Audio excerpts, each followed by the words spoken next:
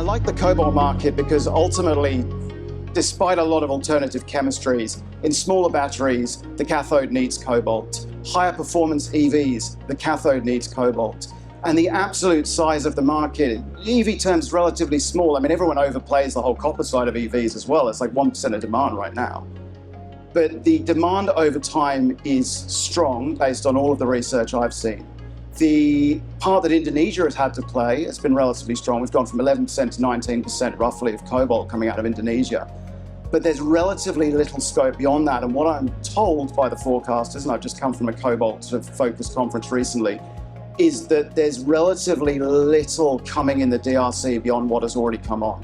So again, the long-term 25-year sort of price average is about $27 a pound, roughly $50,000 a ton. And I believe in that story. The other side of things, of course, is the fact that with cobalt, you have access to a whole bunch of critical minerals funding that you simply don't if it's a copper gold concentrate.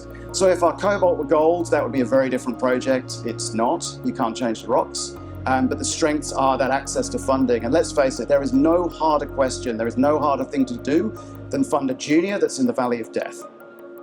And I believe that will help us stack the cards in our favor. That's why I love the cobalt.